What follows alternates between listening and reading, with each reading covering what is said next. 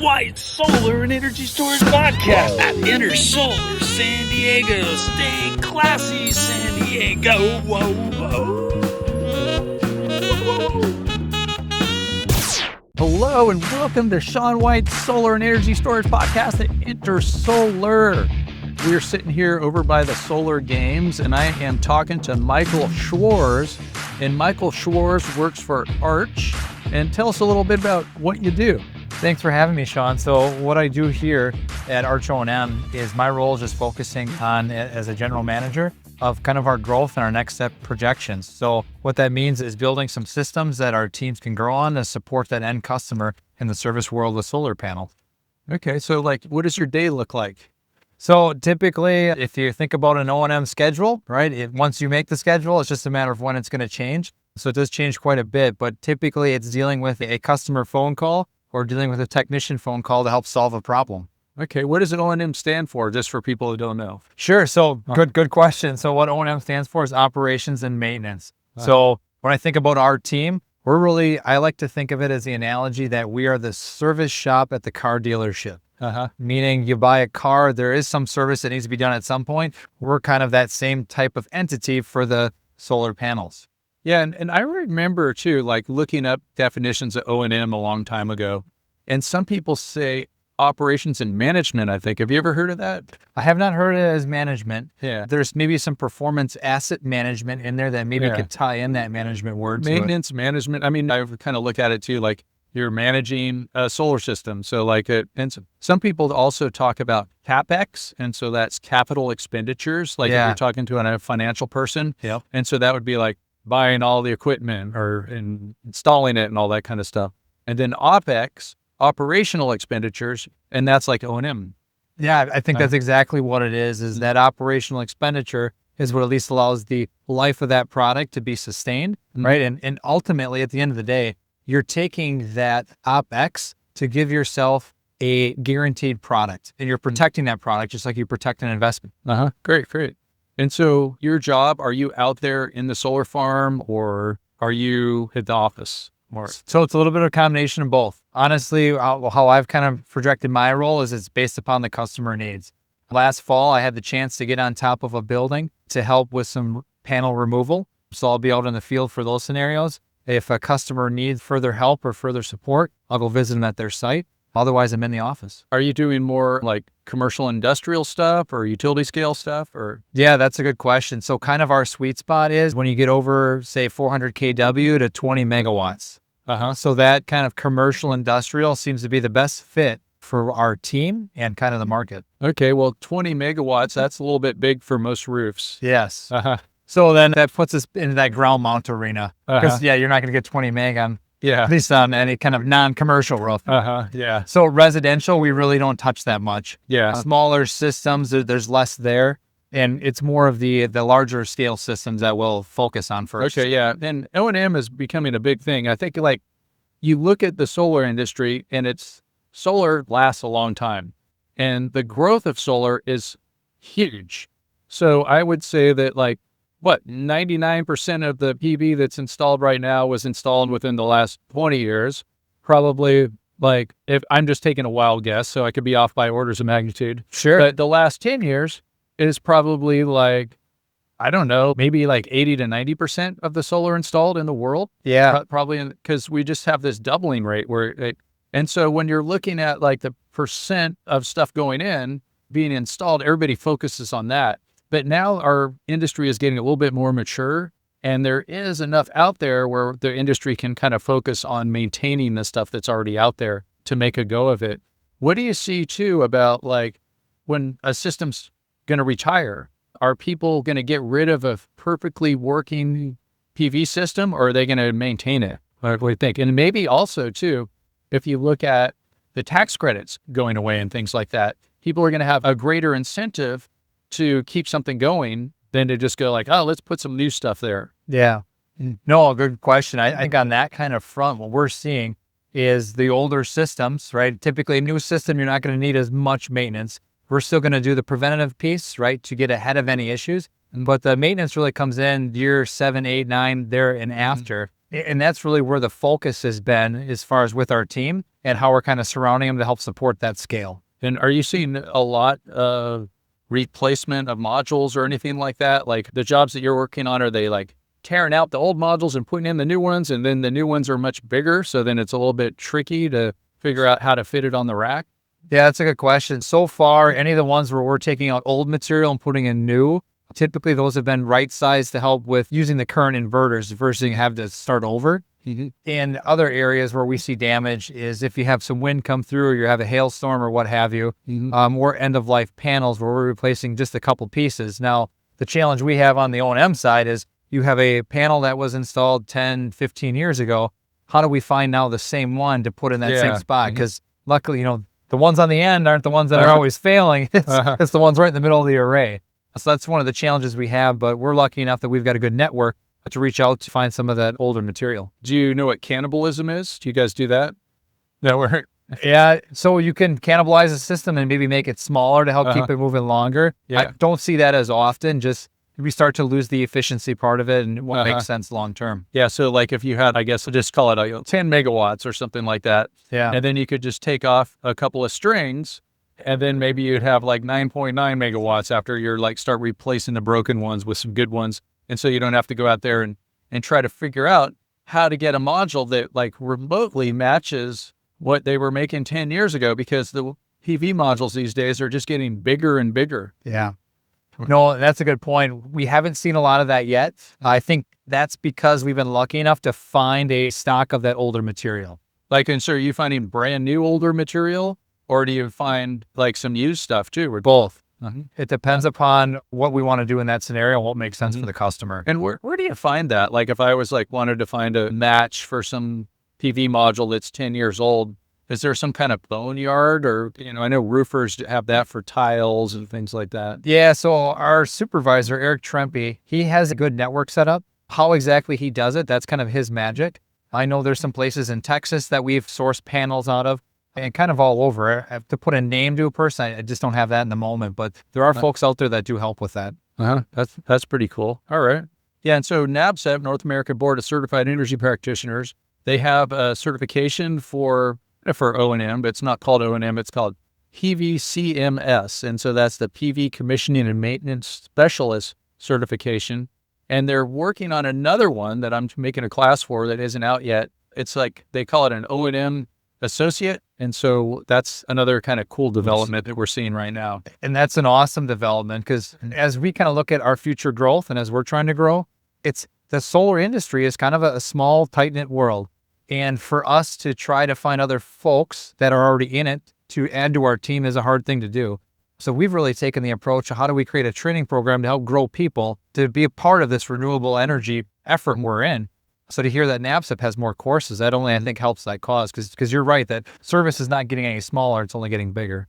And so speaking of NABCEP, we're having upcoming pretty soon is going to be the NABCEP conference. In fact, we might not even release this podcast before the NABCEP conference. It's going to be in Milwaukee, Wisconsin, and you're in Wisconsin, right? That is correct. We're just 45 minutes north is where our headquarters is. Are you going to be there at the NABCEP conference? Yes, a number of different teammates will be there at this next one. Okay. And like, you're very familiar with Milwaukee? Yes. Do you know my friends Laverne and Shirley? No, I can. They used to do like, what, Happy Days with Fonzie? Yes, yeah. Richie Cunningham. Filmed in Milwaukee. Yeah, and Laverne and Shirley was all in Milwaukee, so that's like, it should be a lot of fun. It should be. It's a fun city, and I think there's a lot there to offer. Yeah, Milwaukee, just for people that aren't so familiar with the Midwest over there, it's not too far from Chicago. It's just like you just go north, I guess. It's on the same lake. Yeah, I'll give you a 45-minute drive, and you're there. So it's a pretty close connection. Yeah, like sometimes I take off from an airplane out of Chicago, and we're just like almost at the flight path, and we're over Milwaukee, I think. Yeah, that sounds about right. Yep. Sounds about right. Yep. What should people do when they're out there for the NABCEP conference? So you got any good ideas? If there's any, go volunteer for you? Yeah, there's plenty of solar farms in Wisconsin that do need some help. But as far as sites to see in Milwaukee, I know a staple one that maybe is open to a lot of audiences is the Harley-Davidson Museum. Oh, right? yeah. You have the motorcycle, if ever any And motorcycle. they must have nuts that are they out have there. an electric one, right? Yes, Yeah. they do. Uh-huh. So they're catering to the new market, and they have an electric cruiser, and they also have an electric adventure bike.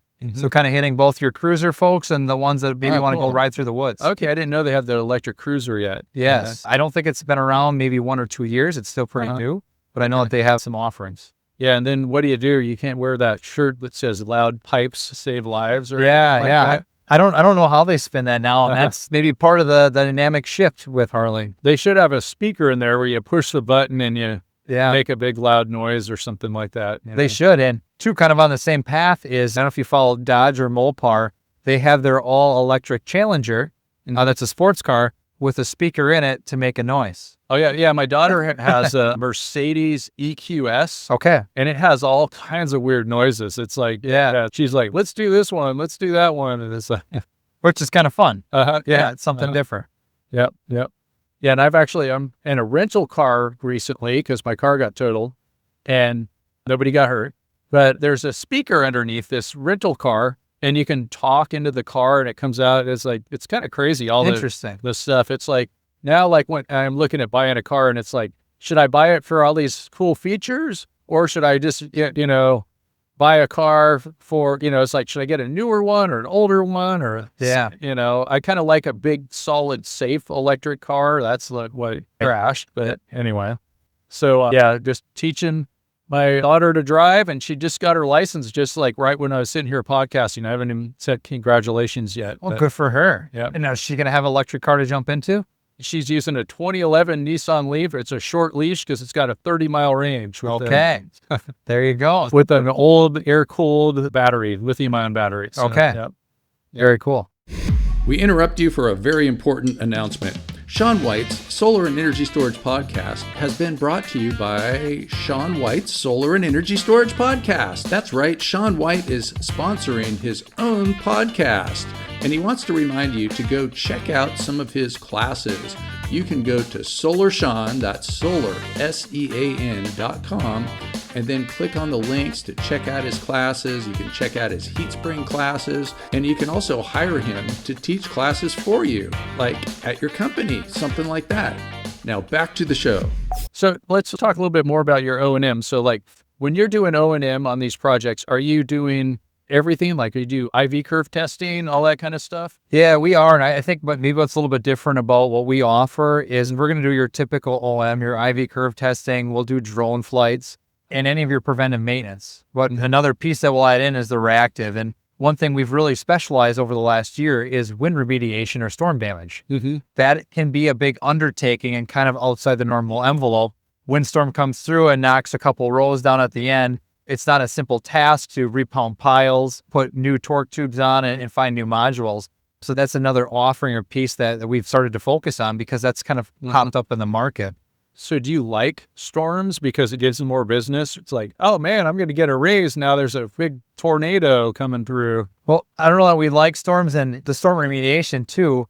It's good that we're fixing it, but it'd be better if it just didn't happen, right? It's just one of those scenarios where as you fix it, what can we also do to help prevent it? Should we be putting wind blocks up at those sites? Because at the end of the day, the renewable resource, it's resilient and we want it to keep moving forward. And therefore, as an O&M team, we're obligated to bring up the solutions of how do we prevent that from happening? Because otherwise, you find yourself in that path of insanity. Keep fixing something that broke. What can we do different to prevent it next time?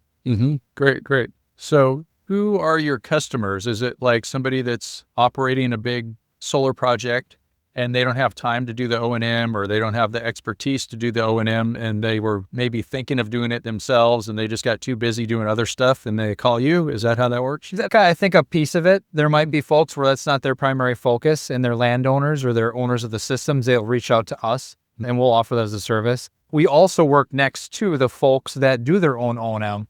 And in some cases, that's the whole reason we got onto storms is O&M contracts with some of our competitors. They focus on that and they might offer up, say, hey, we don't have the capacity to do this unplanned work that could be a good size. So we'll also fit in that space. Also found a good spot working just with manufacturers, helping with any of the, say, the warranty works or any things that come up during startup is just another way to offer a service.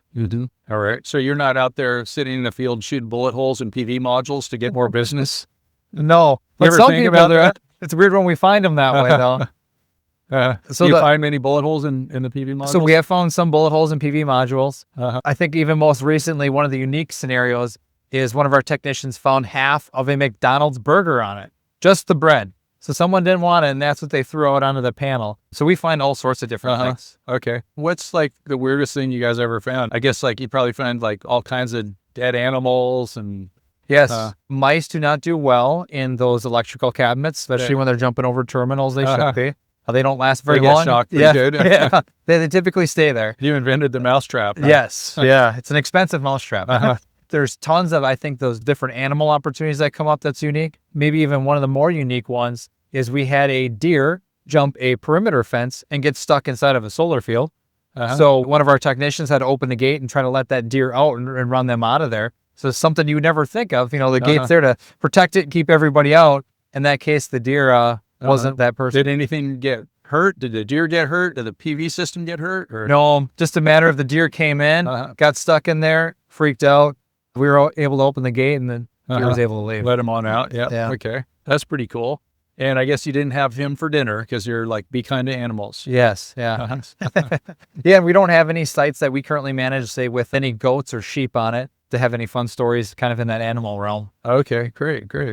And maybe IV curve testing. Do you do a lot of IV curve testing? Is that a big thing these days? Or yeah, it's a good way to tell the health of the system and really kind of narrow down where the problem is. It's one of the better ways to do it, and it's done on every system. And what kind of IV curve tester do you use? All different ones? Or? All different ones. The brand that we're typically going to have is a Fluke branded tester. Oh, great. But it's typically the brand. Okay.